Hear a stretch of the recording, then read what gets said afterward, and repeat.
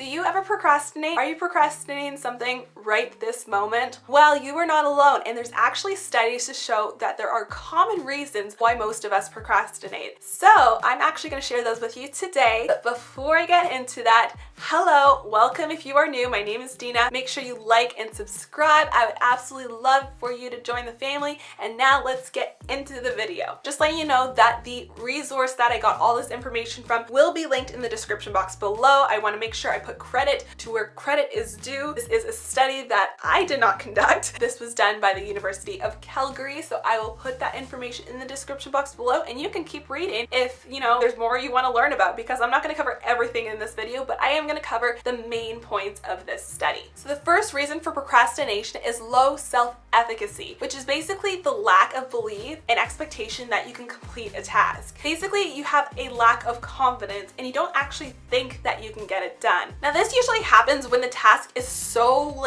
big and overwhelming and you're just like, how on earth am I gonna get this done? Especially if you have a due date. So what they actually suggest you do is to create small wins for yourself. And what they mean by this is break it down into smaller tasks. And then you complete that one, celebrate it, be like, wow, I got this done, maybe take a break, and then go on to the next task. When you look at things in pieces, in parts, it's a lot less overwhelming than looking at it like this. So for example, let's say you've always wanted to start a podcast, but you're like, oh my goodness, I don't know where to start. There's just so much overwhelm. What do I do? So what do you need for a podcast? Well, you need a microphone. You need some sort of recording device. So number one, your first task, get a microphone. And then number two, it could be like brainstorm sesh. Let's start brainstorming some ideas. What are we going to talk about on our podcast? What is our theme? Or maybe actually switch those around, because there's no point of having a microphone unless you have some sort of idea to start with. So I probably start with that first. Start brainstorming, figuring out what it is you want to talk about. Are we going to have guests on this podcast? What themes, what topics do we want to talk about? And then your next one, what are those topics about? What are we going to talk about in that specific podcast? So you have your first main list of brainstorms of the topics that you're going to talk about. And now three, you're breaking it down a little bit more. So let's pick one topic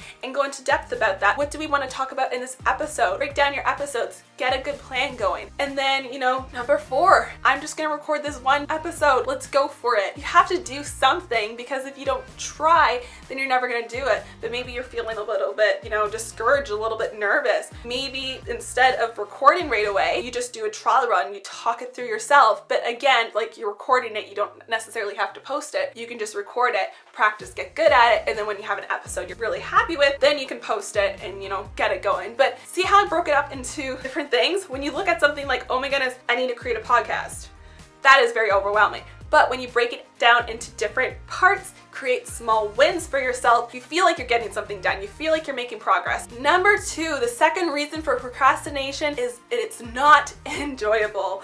So most of us tend to procrastinate things that we do not like. I have to say, me personally, the worst time I've ever procrastinated was when I needed to get my license. I did not get my G1 until most people got it at 16.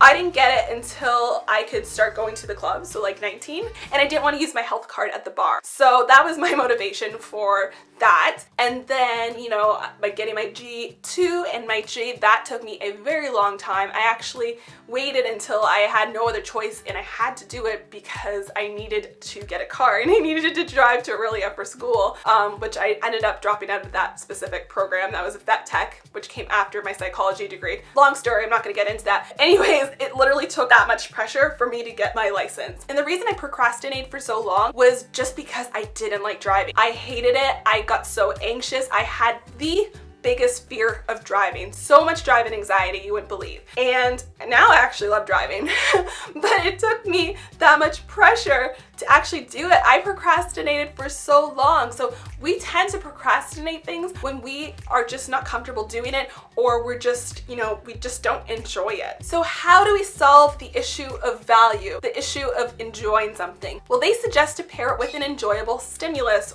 Take this adversive stimulus and pair it with a positive stimulus. stimulus. So for example, let's say you are working on your math assignment, for example, and you absolutely hate math, but you absolutely love this little coffee shop down the street, or you absolutely love chocolate cake. Pair it with one of those and the experience really isn't as bad. Maybe you want to take that math assignment and work on it in your favorite coffee shop while you're eating a piece of chocolate cake. I can tell you that I probably would enjoy that way more than just sitting at a table in my house working on a math assignment. Try to think of something positive to pair your adversive stimulus with, and then you are more likely to get it done. Number 3, the third reason for procrastination is impulsiveness, which means like distractions. You have a hard time focusing because there's so many different other things going on. So the main thing I would say that we are most guilty of right now in this day and age is getting distracted by our cell phones. Our cell phones are probably the number one distraction. So eliminate that. Turn your cell phone off, put it on silent, put it on do not disturb, whatever you feel like you need to do. Turn off your TV. Try to eliminate all the distractions. Maybe you're working on an assignment or something, or you're trying to read a chapter of a book, but it's too loud around you to really focus. Try to go in a quieter space. If you are at school and it's not very quiet, for example, maybe you're in the cafeteria and you're trying to eat and get something done, but you can't focus because a lot of people are talking around you. You could either just eat, take a break, and then maybe go to the library where it's more quiet, or maybe try drowning out with some music. I cannot listen to music with lyrics when I'm studying, or I couldn't. I'm not studying anymore. I'm not in school. But I found that instrumental music was the perfect way to just focus on my homework. So maybe try that. Put some instrumental music on, drown out the noise around you, and it allows you to really focus on what you're doing. So try to eliminate all your distractions. Number 4, the fourth reason for procrastination is delay. So when you can't really see the end point of something, you can't really see the finish line, you are less likely to want to do it. It's kind of like, oh, well, it's into the future. It's kind of like that one essay. You're like, oh, I have lots of time to work on that. That's due in like months from now. And then those months creep up so quickly and you're like, well, crap, now I have to write an essay in one night. So that is the issue a lot of people have. So what they actually suggest to do is to break it up just like the first thing I mentioned. So you're gonna make small wins, small mini deadlines for yourself. So for example, your essay may be due 2 months from now, but 1 week from now, your topic is gonna be due. 1 week after that, your outline is gonna be due. You're gonna make sure you have your outline all prepared. 1 week from that, you're gonna make sure you have your rough draft prepared. Maybe a few days after that, you're gonna make sure you edit your essay, and then you're gonna edit your essay again, or you're gonna have somebody else edit your essay. I don't know how many times you guys edit your essay, but I went like ham on my essays because I was just like an editing geek, and I just wanted to make sure my essays were like, yeah. Anyways, I was a total nerd. Yes, so you're gonna make sure you give yourself small deadlines. Breaking it up again is gonna make it so much less overwhelming when you go to write that paper. So instead of looking at it like, oh my god, I gotta write an entire essay, break it down into small bits because it's gonna be less overwhelming for yourself, it's gonna be less stressful, and you're gonna get it done way better. I have a couple extra tips from this article for you to help you out when you are procrastinating. Number 1, other people's advice may not work. So for example, my advice that I'm giving you right now, or this article's advice, may not completely work for you because everybody is different. Everybody's gonna behave different, everybody's gonna react differently. You need to really pay attention of when you're procrastinating, really dig deep about why you're procrastinating, and that is going to help you stop procrastinating. So you need to really tailor these tips and this advice to you. So maybe they're helpful, but maybe you need to tweak things a little bit to make it work for you. So the next thing you should do is when you find yourself procrastinating, you're gonna stop, you're gonna think about those 4 reasons why people most likely procrastinate, those top reasons why people procrastinate. You're gonna think about those, you're gonna reflect on your situation, and you're gonna come up with a good plan on how to eliminate the procrastination, or not necessarily eliminate, but make it less likely to happen. And another thing, you wanna make sure you work with the procrastination.